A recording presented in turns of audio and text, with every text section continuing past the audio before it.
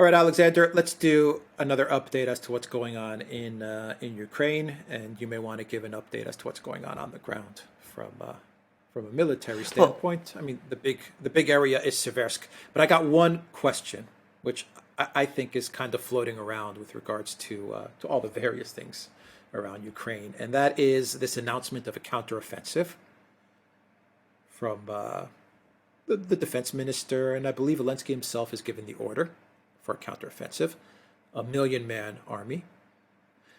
But there is a lot of talk, especially from the Russian side of things, Russian analysts and Telegram, that these HIMARS, supposedly these new HIMARS that the U.S. is going to give to Ukraine, I don't think anything is really confirmed yet, but I know you did a program on the long-range missile HIMARS. There is some talk that these HIMARS could, I'm choosing my words carefully, could, according to some analysts, pose a problem for the Russian military, and they could level the playing field a bit if Ukraine manages to utilize these systems correctly. I'm not saying this is a definite. These are just various analysts. I don't want to say that this is a game changer or anything. It's just something that I've seen in the last day really start to pick up momentum, discussion yeah, about these long-range yeah, HIMARS and how yes, they could pose a problem for the yeah, Russian military. So, and whatever else you want to talk about with regards to right. what's happening in Ukraine. Right. Now, let's talk about what's actually happening on the ground at the moment. And here I'm going to be fairly brief because I think you've raised two very important points, the million-man army and the HIMARS. But let's talk about the actual situation, which is at the moment that it's the Russians who are still very much on the attack. And they're on the attack in places around Siversk and Bakhmut. Now, there was a day or so when, things seemed to be quieter. They've now heated up again with a vengeance. There's been a very, very heavy artillery fire. There's been more reports that more small towns and settlements, which Donetsk region, when all the fighting now is taking place, is full of, as is all of Donbass, that more of these places have now been captured by the Russians. There was talk about an important place called Grigorievka having now been captured by the Russians. There's even some talk that the Ukrainians are pulling troops back from Siversk, which is one of these two important towns. So the next target of the Russian offensive is Siversk and Bakhmut. Heavy, very heavy fighting apparently around Bakhmut. Equally heavy fighting around Siversk. To use the military expression, which I think we've both become familiar with over the last few weeks, the Russians are shaping the battlefield. They're using their heavy artillery to weaken and deplete the Ukrainian forces that are defending these two towns. They're carrying out strikes on warehouses, ammunition depots, and all of those sort of things. And as they always do, incrementally, they take one village, one settlement after another, as they gradually envelop these two big centers, Siversk and Bakhmut, making these positions undefendable so that they can be rapidly stormed when the actual battle is joined. It's painstaking, it's low risk, it's inexorable, and it's been the strategy the Russians have used throughout the Donbass war, and it's worked to their advantage. But of course, the Ukrainians are not idle, and we've now had this talk first about the million-man army, and secondly about the HIMARS. Now, the HIMARS, let's, I think, talk about those first, because I think this is the important thing, because this has been seen by many people as the great game-changing battle. Now, there was a lot of discussion 2 days ago about whether the US, in its latest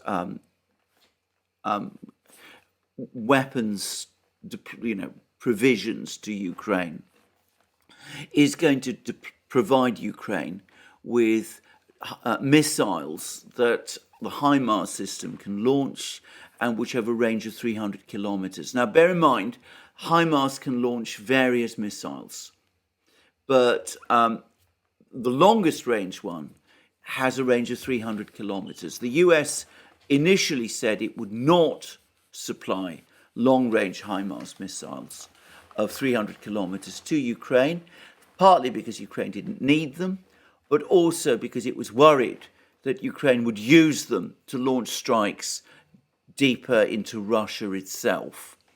Now, I've always been a little skeptical about whether the US would hold to that. And in fact, 2 days ago, we got reports attributed to the Financial Times that the United States has agreed to supply these longer range 300-kilometer missile systems with the latest HIMARS deliveries. Problem was, there was no article saying that in the Financial Times. And some people jumped to the conclusion that that meant that the whole story had to be wrong. I think the story is true. I think the United States is going to deploy 300-kilometer range HIMARS missiles to Ukraine. They've repeatedly said that they're not going to do something, and they invariably end up doing it.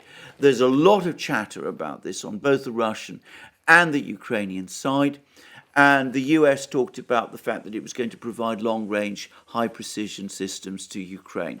And that seems to me to fit with these 300-kilometer range missile systems.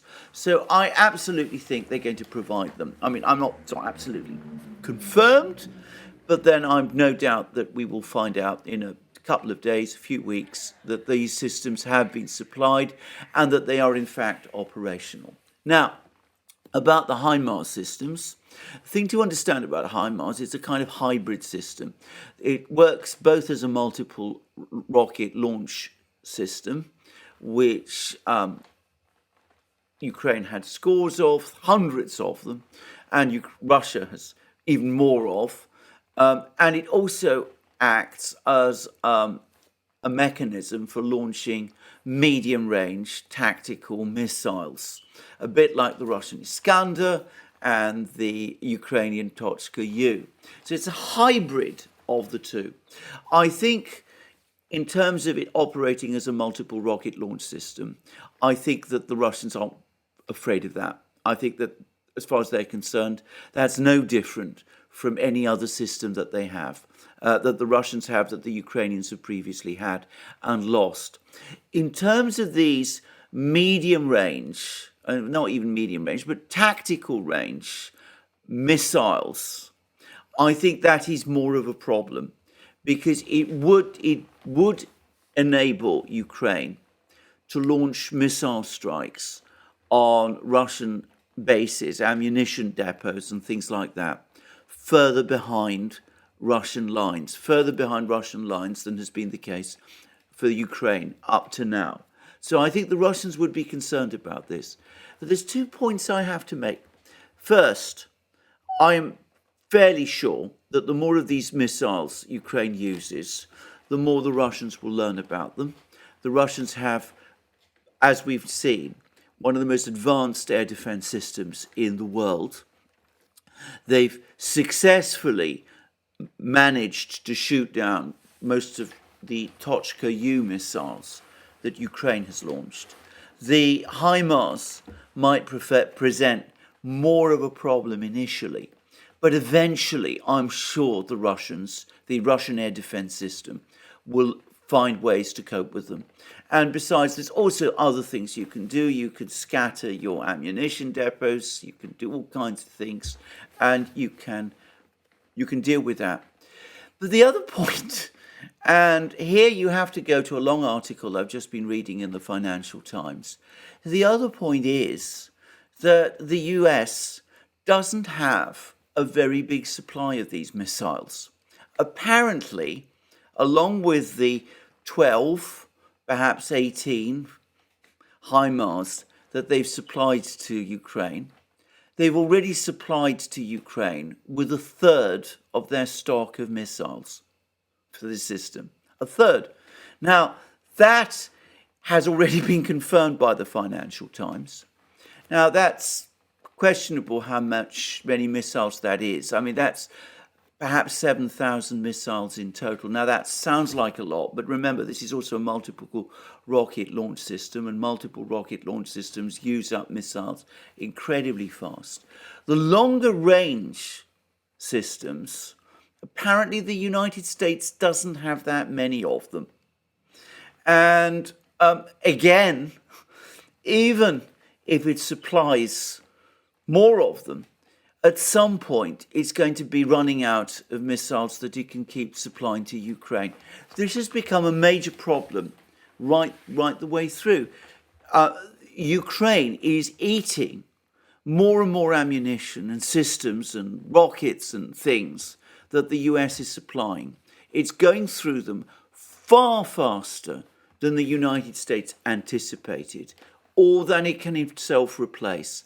So I expect both that the air defense systems, the Russian air defense systems, will adapt and will find ways of coping with these weapons. But also, I suspect that the US will, beyond a certain point, struggle to keep replacing these missile systems that Ukraine is going to be expending through the HIMARS system. And I just wanted to add one very, very last point. It seems the total stockpile of HIMARS missiles in the United States is something like 25,000. As I said, it's supposedly already shipped to Ukraine, around a third. And of that remaining two-thirds, some of these are older systems which use warheads, which are technically prohibited.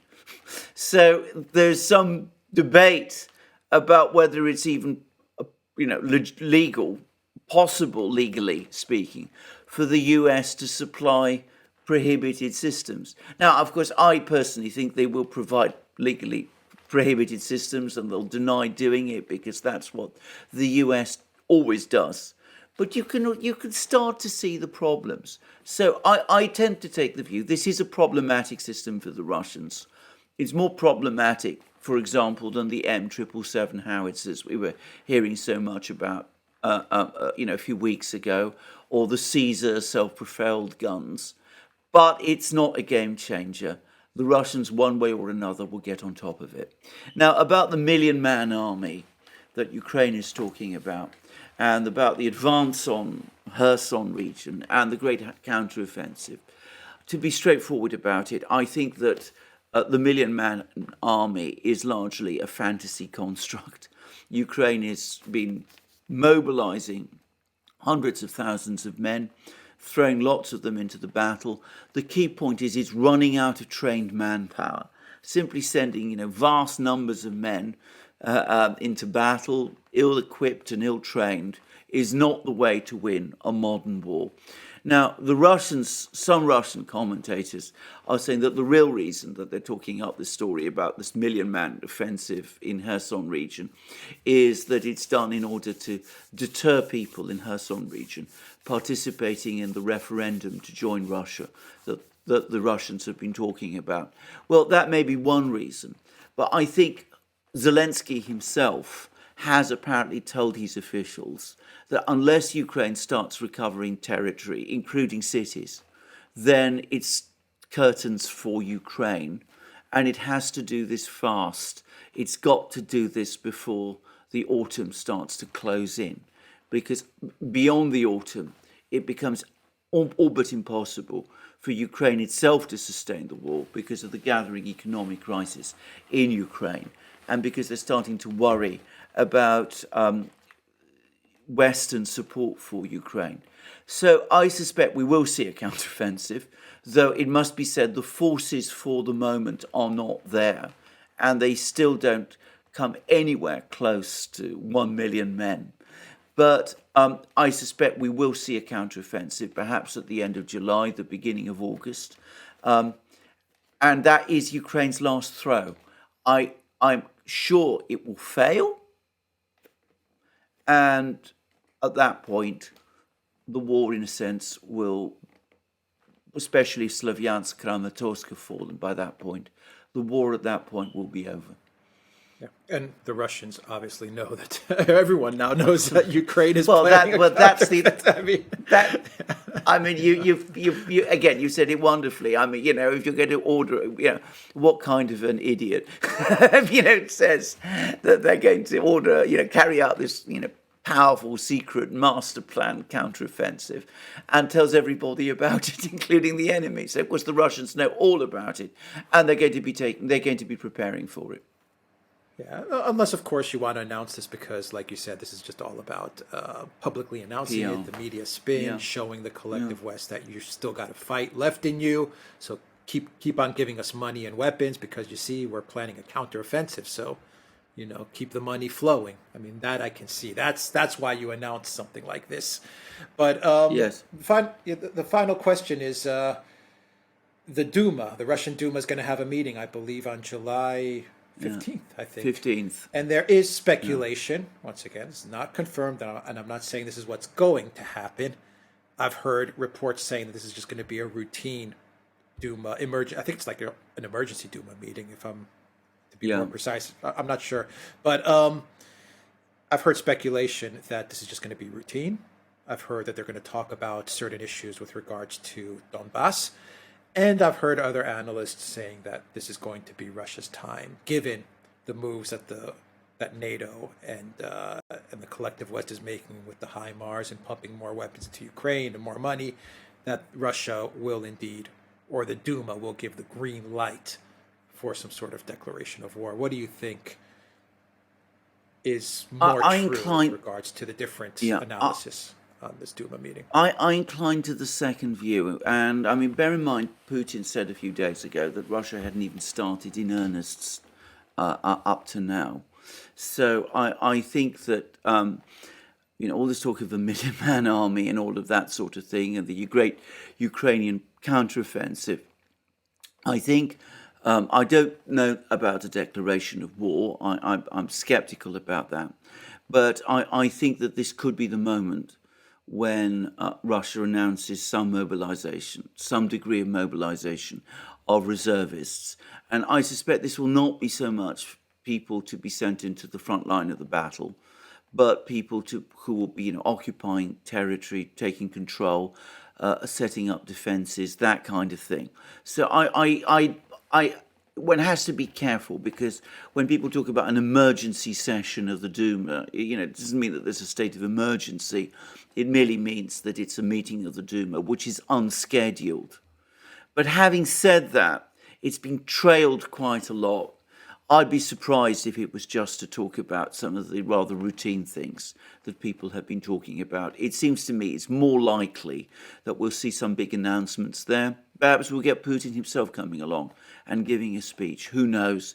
But I would have thought that this is, a ramping up of some kind of the Russian war effort to basically close this thing, rather to close the window that Ukraine and the West both seem to think they have over the course of the summer. Another 7 weeks before the window fully closes and Ukraine's war is lost.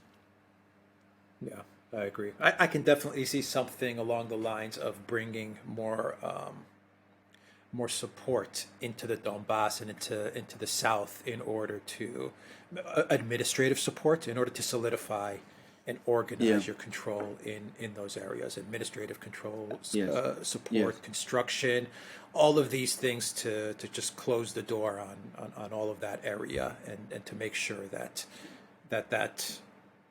territory starts to integrate more with Russia. I mean, I can see something along those lines as well, which is important, which has to get done.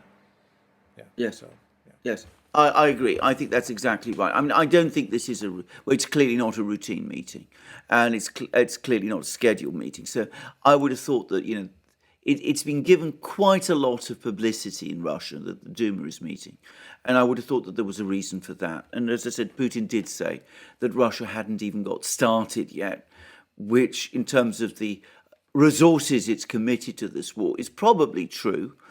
In fact, it is true.